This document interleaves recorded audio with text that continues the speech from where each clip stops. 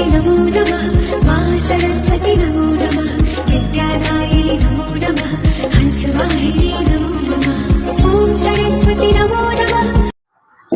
ನಮಸ್ತೆ. ನಿಮ್ಗೇನು ಸಜೆಷನ್ಸ್ ಇದೆ ನೋಡೋಣ ಬನ್ನಿ.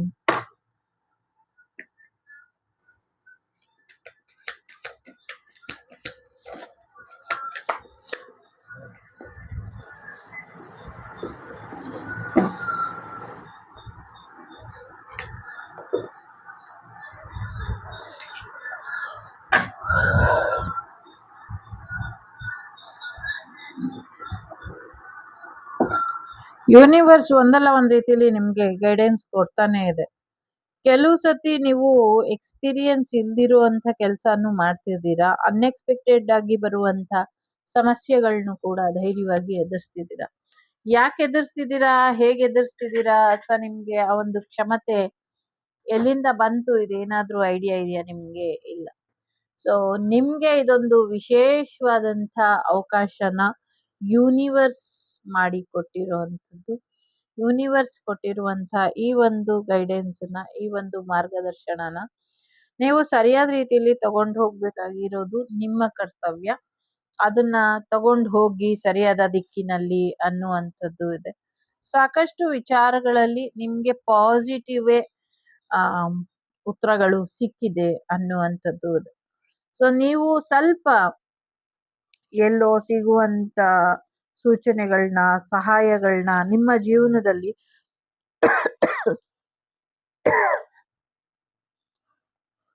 ತಗೊಳ್ತಾ ಇಲ್ಲ ಅನ್ನುವಂಥದ್ದು ಇದೆ.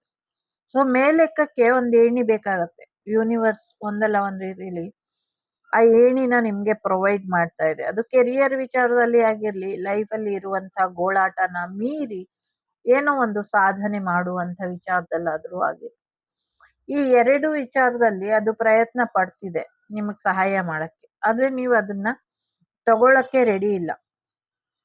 ನಾನು ಒಬ್ನೇ ಮಾಡ್ತೀನಿ ಅಂತ. ಯೂನಿವರ್ಸ್ ನಿಮ್ಗೆ ಎಷ್ಟೊಂದು ಸರ್ಪ್ರೈಸಿಂಗ್ ಗಿಫ್ಟ್, ಅವಕಾಶಗಳನ್ನ ಕೊಡ್ತಾನೆ ಇದೆ. ಯೂನಿವರ್ಸ್ ನಿಮ್ಮ ಫೇವ್ರೇಟ್ ಅಲ್ದಿರ ಇರಬಹುದು, ಬಟ್ ಯೂನಿವರ್ಸಿಗೆ ನೀವು ಫೇವ್ರೇಟ್ ಆಗಿದ್ದೀರಾ. ಅದು ತನ್ನದೇ ಆದ ಕೂಸು.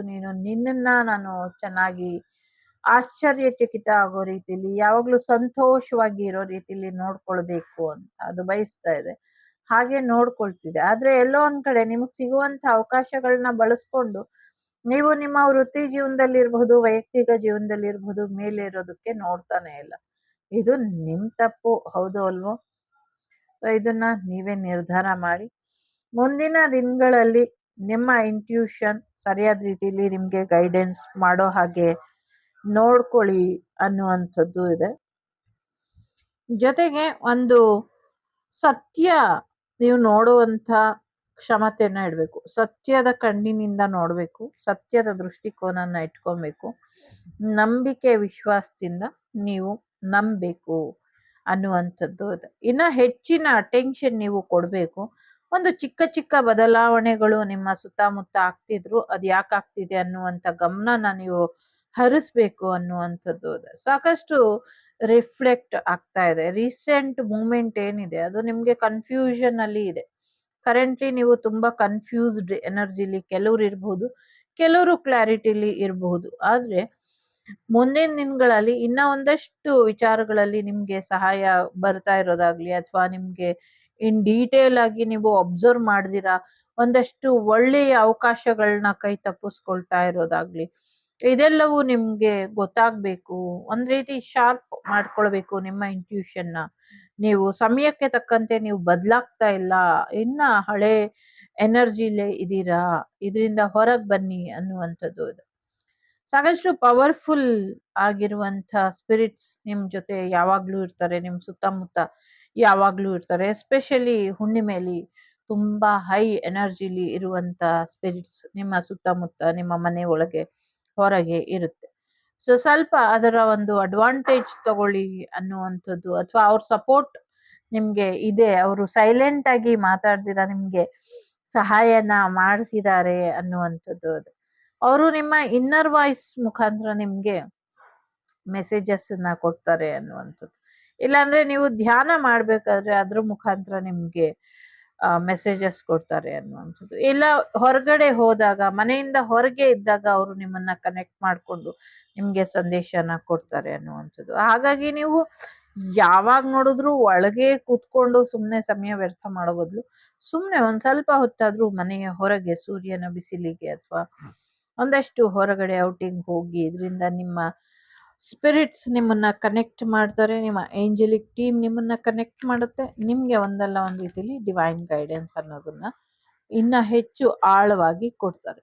ಸೊ ಟೆಸ್ಟ್ ಇದೆ ಇಲ್ಲಿ, ಸಾಕಷ್ಟು ಒಂದು ಪರೀಕ್ಷೆಗಳ ರೀತಿ ನಿಮ್ಮ ಜೀವನ ಇದೆ, ಸಾಕಷ್ಟು ಪರೀಕ್ಷೆಗಳನ್ನ ಮಾಡ್ತಿದ್ದಾರೆ. ಸೊ ಆ ಪರೀಕ್ಷೆಗಳಲ್ಲಿ ಲೈಫ್ ಚಾಲೆಂಜಸ್ನ ನಿಮ್ಗೆ ಸಾಕಷ್ಟು ಅವಕಾಶಗಳ ಮುಖಾಂತರ ಕೊಡ್ತಾ ಇದೆ. ಲೈಫ್ ಚಾಲೆಂಜಿಂಗ್ ಆಗಿದೆ, ಅಟ್ ದಿ ಸೇಮ್ ಟೈಮ್ ನಿಮ್ಗೆ ಸಾಕಷ್ಟು ಅವಕಾಶಗಳು ಕೂಡ ನೀವು ಬೆಳಿಲಿಕ್ಕೆ ಕೊಡ್ತಾ ಇದೆ. ಏನೋ ಒಂದು ಸಣ್ಣ ಒಂದು ಡಿಫಿಕಲ್ಟ್ ಬಂತು, ಅದನ್ನೇ ಗುಡ್ಡನ ಬೆಟ್ಟ ಮಾಡ್ಕೊಂಡು ಇರುವಂತ ಒಂದು ನಿರ್ಧಾರನ ತಗೊಂಡ್ಬಿಡ್ತೀರಾ.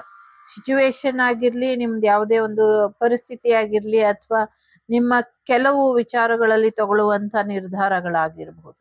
ಸೊ ಇದೆರಡು ಕೂಡ ನಿಮ್ಗೆ ಸಾಕಷ್ಟು ವಿಧಗಳಲ್ಲಿ ಹಿಂದೆ ಎಳಿತಾ ಇದೆ ಅನ್ನುವಂಥದ್ದು ಇದೆ. ಕೆಲವು ಸತಿ ನಿಮ್ಮ ಸಂಕೋಚಿತ ಸ್ವಭಾವ ನಿಮ್ಮ ಜೀವನನ ಹಾಳು ಮಾಡ್ಕೊಳ್ಳೋದಕ್ಕೆ ಅಥವಾ ನೀವು ಹಿಂದೆನೆ ಉಳ್ಕೊಳ್ಳೋದಕ್ಕೆ ಒಂದ್ ರೀತಿ ಕಾರಣ ಆಗ್ಬಿಟ್ಟಿದೆ. ಇದೆಲ್ಲದ್ರಿಂದ ಹೊರಗ್ ಬಂದ್ಬಿಟ್ಟು ಸ್ಟ್ರಾಂಗ್ ಆಗಿ ನಿಲ್ಲಿ, ಇನ್ನ ಹೆಚ್ಚು ಆಳವಾಗಿ ನಿಮ್ಮ ಬದುಕಿನ ಪ್ರಯಾಣನ ನೋಡಿ ಅನ್ನುವಂಥದ್ದು ಇದೆ. ತುಂಬಾ ದೂರ ಪ್ರಯಾಣ ಮಾಡ್ಬೇಕಾಗಿದೆ ನೀವಿನ್ನ. ಸೊ ಆ ದೂರ ಪ್ರಯಾಣದಿಂದ ನೀವು ಈಗ್ಲೇ ಸೋಲೊಪ್ಕೊಳ್ಳೋದು ಬೇಡ ಅನ್ನುವಂಥದ್ದು ಇದೆ. ತುಂಬಾ ದೂರ ಪ್ರಯಾಣ ಇದೆ. ಸೊ ಪ್ರಯಾಣ ನಿಮ್ಮನ್ನ ಬೇರೆದೇ ರೀತಿಲಿ ಕರ್ಕೊಂಡು ಹೋಗುತ್ತೆ ಅನ್ನುವಂಥದ್ದು ಇದೆ. ಸೊ ಹಾಗಾಗಿ ಮನೆ ಎಂಬ ನರಕದಿಂದ ಯಾರೋ ಒಂದು ಮನೇನ ಪಾಳು ಬಿದ್ದಿರೋ ಮನೆ ಮಾಡಿರ್ಬಹುದು, ಅಥವಾ ನರಕ ಮಾಡಿರ್ಬಹುದು, ಅಥವಾ ಅದಕ್ಕೆ ಯಾವುದೇ ರೀತಿಲಿ ಸಮಸ್ಯೆ ಮಾಡಿದ್ರು, ಅಥವಾ ಹಳೆ ಮನೆ ಬಗ್ಗೆ, ನಿಮ್ಮ ತಲೆಯಲ್ಲಿರುವಂತ ಮನೆಯ ಬಗ್ಗೆ ಯೋಚನೆಗಳನ್ನ ತೆಗೆದುಹಾಕಿ ಮುಂದಿನ ದಿನಗಳಲ್ಲಿ ಇನ್ನ ಒಳ್ಳೆ ಮನೆಗಳನ್ನ ನೀವು ಕಟ್ಕೊಳ್ಬಹುದು. ಇನ್ನ ಒಳ್ಳೆಯ ಭವಿಷ್ಯನೇ ನಿಮ್ಗೋಸ್ಕರ ಕಾಯ್ತಾ ಇದೆ. ಈ ಬಾಳ ಪಯಣದ ಹಾದಿ ನಿಮ್ಮನ್ನ ಬೇರೆದೇ ಒಂದು ಸ್ಪಷ್ಟತೆಯ ಲೋಕಕ್ಕೆ ಕರ್ಕೊಂಡು ಹೋಗೋದಕ್ಕೆ ಕಾಯ್ತಾ ಇದೆ. ನೀವಿನ್ನ ಆ ಕರಿ ನೆರಳಿನ ಛಾಯೆಯಲ್ಲಿ ಬದುಕುವಂತ ಅಗತ್ಯ ಅವಶ್ಯಕತೆ ಎರಡೂ ಇಲ್ಲ. ಇದನ್ನು ಯಾವುದೇ ಕಾರಣಕ್ಕೂ ನಿಮ್ಮನ್ನ ಅಲ್ಲಿಗೆ ಹೋಗ್ಲಿಕ್ಕೆ ಬಿಡೋದು ಇಲ್ಲ. ಸಾಕಷ್ಟು ಸತ್ವ ಪರೀಕ್ಷೆ ಅನ್ನುವಂಥ ರೀತಿಯಲ್ಲಿ ಸಾಕಷ್ಟು ಪರೀಕ್ಷೆಗಳಿದೆ, ಸ್ಟ್ರಾಂಗ್ ಆಗಿ ಇರಿ. ಬಟ್ ಎಲ್ಲೋ ಒಂದ್ ಕಡೆ ನಿಮ್ದೇ ತಪ್ಪು ಅನ್ನುವಂಥ ರೀತಿಲಿ ಇಲ್ಲಿ ಕಾಣಿಸ್ತಾ ಇದೆ. ನಿಮ್ಮನ್ನ ನೀವು ಸರಿಯಾಗಿ ಅನಲೈಸ್ ಮಾಡ್ಕೊಂಡು ಸಿಕ್ಕಿರುವಂತ ಅವಕಾಶಗಳನ್ನ, ಮಾರ್ಗದರ್ಶನನ ಸರಿಯಾದ ರೀತಿಲಿ ಬಳಸ್ಕೊಂಡು ಮುಂದುವರಿರಿ ಅನ್ನುವಂಥದ್ದು ಇದೆ. ಸಾಕಷ್ಟು ಕನ್ಫ್ಯೂಷನ್ ಇದೆ, ಸಾಕಷ್ಟು ಓವರ್ ಡೋಸ್ ಅನ್ನುವಂಥ ರೀತಿಲಿ ಜೀವನ ನಿಮ್ಗೆ ಚಕ್ರವ್ಯೂಹ ಆಗಿ ಕಾಡ್ತಾ ಇದೆ. ಸಾಕಷ್ಟು ತೊಂದರೆಗಳನ್ನ ಎದುರಿಸಿ ಅದರಿಂದ ಹೊರಬರಕ್ಕಾಗ್ದಿರ ತುಂಬಾ ಕಷ್ಟ, ತುಂಬಾ ಸ್ಟ್ರಗಲ್ ಮಾಡ್ತಿದ್ದೀನಿ, ತುಂಬಾ ಡಿಫಿಕಲ್ಟ್ ಇದೆ, ಪ್ರಾಬ್ಲಮ್ಸ್ ಎಷ್ಟಿದೆ ಹೇಳೋರ್ಗೆ ಏನ್ ಗೊತ್ತು, ಮಾಡೋರ್ಗ್ ಗೊತ್ತು, ಹಾಗೆ ಹೀಗೆ ಅನ್ಕೊಬಹುದು. ಇದೆಲ್ಲ ನಿಮ್ ಭ್ರಮೆ ಅಷ್ಟೇ. ಸೊ ಅದರಿಂದ ದೇವ್ರು ನಮ್ಗೆ ಯಾವತ್ತೂ ನಮ್ ಕೈಲಿ ಆಗಲ್ಲ ಅನ್ನುವಂಥ ಟಾಸ್ಕ್ ಕೊಟ್ಟೇ ಇಲ್ಲ. ಸೊ ಎಲ್ಲವೂ ಕೂಡ ಆಗುವಂಥದ್ದೇ. ಜೀವನ ಒಂದ್ ರೀತಿ ಬೋರಿಂಗ್ ಅಂತ ಅನ್ನಿಸ್ಲಿಕ್ಕೆ ಶುರು ಆಗ್ಬಿಡುತ್ತೆ. ಏನಾದ್ರೂ ಒಂದ್ ಸಮಸ್ಯೆ ಬರ್ತಾನೆ ಇರ್ಬೇಕು, ಅದನ್ನ ನಾವು ಗೆಲ್ತಾನೆ ಇರ್ಬೇಕು. ಸೊಲ್ಯೂಷನ್ ಎಲ್ಲ ಅಲ್ಲೇ ಇದೆ.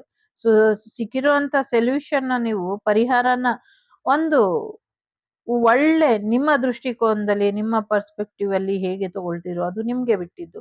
ಆದ್ರೆ ಒಂದು ಕೃತಜ್ಞತಾ ಪೂರ್ವಕವಾಗಿ ಆ ಒಂದು ಸಹಾಯನ ನೀವು ತಗೊಂಡಿದ್ದೆ ಆದ್ರೆ ಇನ್ನ ಹೆಚ್ಚಿನ ಒಂದು ಅನುಕೂಲಗಳು ಆಗತ್ತೆ ಮುಂದಿನ ದಿನಗಳಲ್ಲಿ ಅನ್ನುವಂಥದ್ದು ಇದೆ. ಜಾಸ್ತಿ ನೀವು ಟೆಲಿಪತಿಕಲಿ ಕನೆಕ್ಟ್ ಆಗಿದ್ದೀರಾ, ನಿಮ್ಮದೇ ಆದಂತ ಒಂದಷ್ಟು ಬೌಂಡ್ರಿಗಳನ್ನ ಹಾಕೊಂಡಿದ್ದೀರಾ ಅನ್ನುವಂಥದ್ದು ಇದೆ. ಅದರಿಂದ ನೀವು ಹೊರಗ್ ಬರ್ಬೇಕು, ಸಿಕ್ಕಿರುವಂತ ಹೊಸ ದಾರಿನ ಒಪ್ಕೊಳ್ಬೇಕು ಅನ್ನುವಂಥದ್ದು ಇದೆ. ಸೊ ನಿಮ್ಮ ಸೋಲ್ ಇರ್ಬಹುದು, ಅಥವಾ ನಿಮ್ಮ ಪಾಸ್ಟ್ ಲೈಫ್ ಇರ್ಬಹುದು, ಅಥವಾ ನಿಮ್ಮ ನಿಜವಾದ ಪ್ರೀತಿ ಇರ್ಬಹುದು, ಅಥವಾ ಒಂದಷ್ಟು ಗಿಲ್ಟ್ ಇರ್ಬಹುದು, ನಿಮ್ಮನ್ನು ತುಂಬಾ ಡಿಸ್ಟರ್ಬ್ ಮಾಡ್ತಿದೆ ಅಂತ ಅನ್ಸುತ್ತೆ. ಸೊ ಅದರಿಂದ ಹೊರಗ್ ಬನ್ನಿ ಅನ್ನುವಂಥದ್ದು ಇದೆ. ಜೀವನಕ್ಕೆ ಒಂದಷ್ಟು ಜನರಿಗೆ ನೆರಳಾಗೋ ರೀತಿಲಿ ನಾವು ಬದುಕ್ಬೇಕು, ಹೌದು ಅಲ್ವೋ? ಎಸ್. ಸೊ ಹಾಗಾಗಿ ಅದ್ರ ಕಡೆ ಗಮನನ ಕೊಡಿ. ಪ್ರೀತಿ ಹೋದ್ರೆ ಹೋಯ್ತು, ಜೀವನ ಹೋದ್ರೆ ಹೋಯ್ತು ಅಂತ ಇರಬೇಡಿ, ಭರವಸೆನ ಕಳ್ಕೊಳ್ಬೇಡಿ. ಸೊ ಸದ್ಯಕ್ಕೆ ಮದ್ವೆ ಆಗುವಂತ ಇಚ್ಛೆ ಇರೋರು ಮದ್ವೆ ಆಗಿ, ಪ್ರಪೋಸ್ ಮಾಡಕ್ಕೆ ಇಷ್ಟ ಇರೋರು ಪ್ರಪೋಸ್ ಮಾಡಿ. ಸೊ ಮಿಕ್ಕಿದ್ದು ಆಮೇಲಿನ ವಿಚಾರ. ಸೊ ಇಲ್ಲಿ ಟ್ವಿನ್ ಫ್ಲೇಮ್ ಬಂದಿರೋದ್ರಿಂದ ಮದುವೆ ಮತ್ತು ಒಪ್ಕೊಳ್ಳುವಂಥ ವಿಚಾರಗಳು ಕೂಡ ಇದೆ. ಸೊ ಒಂದಷ್ಟು ಬಂಧನಗಳು, ಒಂದಷ್ಟು ಸಮಸ್ಯೆಗಳಿಂದ ನಿಮ್ಮನ್ನ ನೀವು ಹೀಲ್ ಮಾಡಿಕೊಂಡು, ಬಿಡುಗಡೆ ಮಾಡಿಕೊಂಡು ಜೀವನದಲ್ಲಿ ಎತ್ತರಕ್ಕೆ ಏರಬೇಕು ಅನ್ನುವಂಥದ್ದು ಇಲ್ಲಿ ಯೂನಿವರ್ಸ್ ನಿಮಗೆ ಹೇಳ್ತಾ ಇದೆ. ಇಲ್ಲ, ನಾನು ಹಾಗೆ ಇರ್ತೀನಿ ಅಂತ ಅಂದರೆ ಅದು ನಿಮಗೆ ಸಿಕ್ಕಿರುವಂಥ ಕ್ಲಾರಿಟಿ. ನೀವು ಹಾಗೆ ಇರಕ್ಕೆ ಇಷ್ಟಪಟ್ಟರೆ ಅದು ನಿಮ್ಮ ದೌರ್ಭಾಗ್ಯ. ನೀವು ಇದ್ದ ಜಾಗದಲ್ಲೇ ಇರೋದಿಲ್ಲ, ಇನ್ನು ಕೆಳಮಟ್ಟಕ್ಕೆ ಹೋಗ್ತೀರಿ ಹೊರತು ಈಗ ಇರುವಂಥ ರೀತಿಯಲ್ಲಿ ಇರೋದಿಲ್ಲ. ನೀವು ಏರಿದ್ರೆ ಮೇಲೆ ಏರಬೇಕು, ಇಲ್ಲ ಪೂರ್ತಿ ಕೆಳಗೆ ಪಾತಾಳಕ್ಕೆ ಇಳಿಬೇಕು. ಇಷ್ಟೇ ನಿಮ್ಮ ಜೀವನದಲ್ಲಿ ಇರುವಂಥದ್ದು. ಶಕ್ತಿ ದೇವತೆಯ ಆಶೀರ್ವಾದ ತುಂಬ ಚೆನ್ನಾಗಿದೆ ನಿಮ್ಮ ಮೇಲೆ. ಹಾಗಾಗಿ ಶಕ್ತಿ ದೇವತೆ ನಿಮ್ಮನ್ನು ಯಾವಾಗಲೂ ಗೈಡ್ ಮಾಡ್ತಾನೆ ಇರ್ತಾರೆ. ಒಂದು ಒಳ್ಳೆ ರೀತಿಲಿ ನಿಮ್ಮ ಜೀವನನ ಕರ್ಕೊಂಡು ಹೋಗ್ತಾರೆ ಅನ್ನುವಂಥದ್ದು. ಸೊ ಹಾಗಾಗಿ ಶಕ್ತಿ ದೇವತೆಯ ಆಶೀರ್ವಾದನ ಪಡ್ಕೊಂಡು ನಿಮ್ಮ ಈ ಟ್ವಿನ್ ಫ್ಲೇಮ್ ಜರ್ನಿನ ಕಂಪ್ಲೀಟ್ ಮಾಡ್ಕೊಳ್ಳಿ ಅನ್ನುವಂಥದ್ದು ಅದು.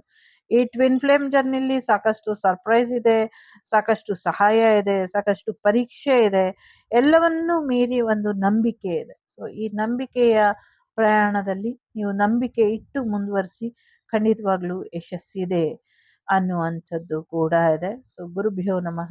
ರೀಡಿಂಗನ್ನು ಗುರುಗಳಿಗೆ ಸಮರ್ಪಣೆ ಮಾಡ್ತಾ, ಸೊ ಟ್ವಿನ್ ಫ್ಲೇಮ್ ಜರ್ನಿಯಲ್ಲಿ ಸಾಕಷ್ಟು ಬದಲಾವಣೆ ಬರ್ತಿದೆ ಅಂತ ಹೇಳ್ತಾ, ಟೇಕ್ ಕೇರ್, ಬಾಯ್, ನಮಸ್ತೆ.